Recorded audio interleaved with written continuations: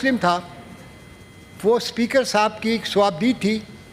कि वो इस जुडिशल मेंबर ये एक औरत को या एक नॉन मुस्लिम को वो क्या नुमाइंदा अपनी तरफ से तजवीज़ कर सकते हैं। कमेटी ने इसको चेंज किया, उन्होंने रिटेन किया वुमेन और नॉन मुस्लिम को, मगर एक टेक्नोक्रेट का भी ऐड कर दिया गया। अब ये होगा अगर स्पीकर साहब कोई मेंबर चुनेंगे जुडिशल कमीशन ऑफ पाकिस्तान के लिए तो उसके अंदर या औरत या नॉन मुस्लिम या टेक्नोक्रेट जो क्वालिफाई करता है to become a member of the parliament, जो कि सेनेट के अंदर भी लिखा गया है कि कितनी उसके अंदर एक्सपीरियंस होना चाहिए फॉर अ टेक्नोक्रेट, उसको मद्देनज़र रखते हुए ये शिक को ऐड किया गया। पहले सुप्रीम कोर्ट के पास सुओ मोटो पावर्स थी, वो अपनी मर्ज़ी से किसी केस को भी अपनी 184(3) को इन्वोक करके किसी केस को भी वो सुन सकते थे। उसके अंदर हमने ये तब्दीली की, सुओ मोटो पावर्स को तो रखा है मगर एक जुडिशल रेस्ट्रेंट को सामने रखते हुए, ताकि ये जुडिशल रेस्ट्रेंट को इंश्योर किया जाए ये जो सुओ मोटो पावर्स हैं कॉन्स्टिट्यूशनल कोर्ट एक्सरसाइज करेगा उस वक़्त जब कोई शख्स एप्लीकेशन देगा, और कॉन्स्टिट्यूशनल कोर्ट अगर सेटिस्फाई होगा कि ये जो है दरख्वास्त जो आई है सुओ मोटो पावर्स को एक्सरसाइज करने के लिए वो वैलिड है या इसकी ज़रूरत है, तब जब इसकी हेयरिंग होगी, वरना नहीं। पहले आर्टिकल 199 ऑफ द कॉन्स्टिट्यूशन के अंदर जो रेवेन्यू मैटर्स थे उसके अंदर एक क्लॉज ऐड था कि 6 महीने तक इंटरिम स्टे ऑर्डर रहेगा और मिल सकता है, और ये जब तक रहता था कि जब तक कि इस केस को डिसाइड ना किया जाए। इसकी वजह से बेअंदाज़ा बैकलॉग था, हुकूमत का रेवेन्यू स्टकअप हुआ था, बिकॉज टैक्स केसेस के अंदर लोग स्टे ले लेते थे और हुकूमत का केसेस नहीं चलते थे सालों साल, कई केसेस तो 5 साल 10 साल नहीं चले। इसको मद्देनज़र रखते हुए कमेटी ने ये शिक डाली, 6 महीने और ऐड कर दिए, मगर ये 1 साल के अंदर अगर केस का फैसला ना हुआ तो ऑटोमेटिकली स्टे ऑर्डर वेकेट हो जाएगा। इसके अलावा ट्रांसफ़र ऑफ जजेस की भी बात हुई। पहले जो बिल के अंदर प्रपोज 26वीं तरमीम के अंदर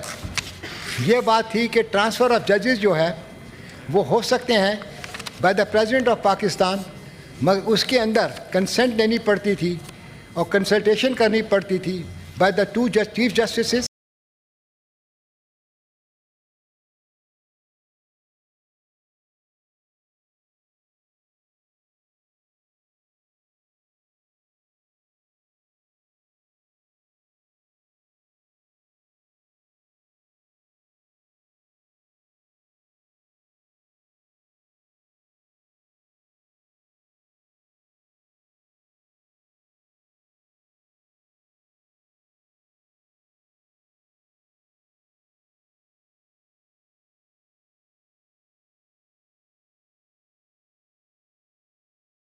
जिसके कोर्ट से ट्रांसफ़र हो रहा है और वो चीफ जस्टिस जिसके कोर्ट में ट्रांसफ़र हो रहा होगा, और उस जज की भी जिसकी ट्रांसफ़र हो रही है। अब कमेटी ने जो बिल के अंदर प्रपोज़ किया गया, इस ट्रांसफ़र का तरीका चेंज किया गया। अब ट्रांसफ़र का तरीका ये होगा, एक जज की एक हाई कोर्ट से दूसरे हाई कोर्ट के अंदर ट्रांसफ़र जब होगी through judicial commission of Pakistan. Judicial commission of Pakistan आपको इल्म है 26वीं तरमीम के नीचे बनी,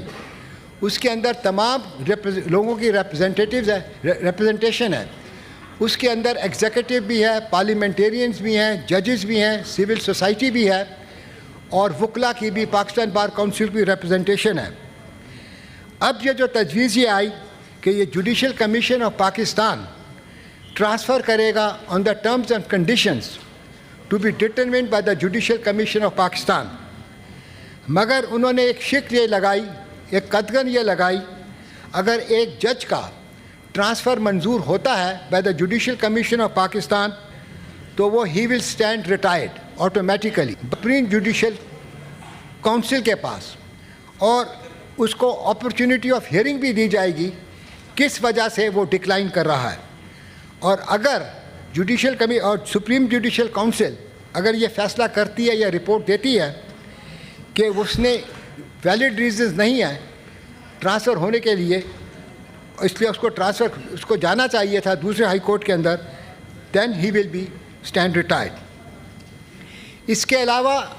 प्रेसिडेंशियल इम्यूनिटी के ऊपर भी बिल के अंदर था, जो बिल के अंदर प्रपोज किया गया लाइफ लॉन्ग इम्यूनिटी दी जाए टू द प्रेसिडेंट। इस वक्त जो शिक है कि president has immunity against all criminal proceedings during his term, अब ये कहा गया है, जो चेंज की गई वो था लाइफ टाइम के लिए उनको इम्यूनिटी है अगेंस्ट द क्रिमिनल प्रोसीडिंग्स। मगर कमेटी ने इसके अंदर एक कैविएट डाला है, वो ये डाला है, ये इम्यूनिटी जो है प्रेसिडेंट्स की जो पब्लिक नहीं अप्लाई नहीं होगी अगर वो पब्लिक ऑफिस होल्डर बन जाता है इलेक्शन लड़ने के बाद, तो during the term he is an office of public holder, तो ये इम्यूनिटी उनके पास नहीं होगी। But the moment he ceases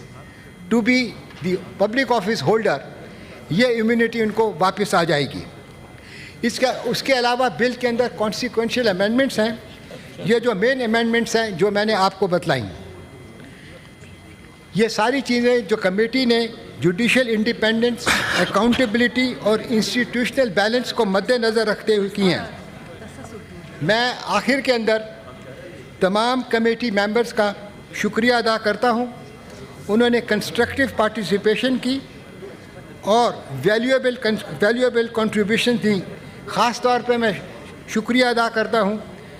chairperson standing committee of national assembly Chaudhry Mohammad Bashir Virk का और members of national assembly on standing committee on law and justice for their cooperation and consensus-oriented approach. I am also acknowledge the cooperation of Minister for Law and Justice, Azam Tadar साहब का और उनकी team का for the valuable contribution in the deliberation. ये जो report हमने पेश की है, ये collective wisdom and bipartisan spirit of the Parliament aimed at reinforcing the constitutional order and ensuring the independence, integrity and accountability of our judicial system. आखिर के अंदर मैं सेनेट की standing committee and law and justice की secretary Mrs Rabia Anwar का appreciate करता हूं, उनकी वैल्यूएबल कंट्रीब्यूशन इन्होंने कमेटी के दौरान दी और जो रिपोर्ट मुरतब करने के अंदर मैं समझता हूं उनकी वैल्यूएबल असिस्टेंस है और हम सब के उनके शुक्रगुजार हैं और बहुत अच्छी रिपोर्ट उन्होंने तैयार की है। बहुत बहुत शुक्रिया चेयरमैन साहब।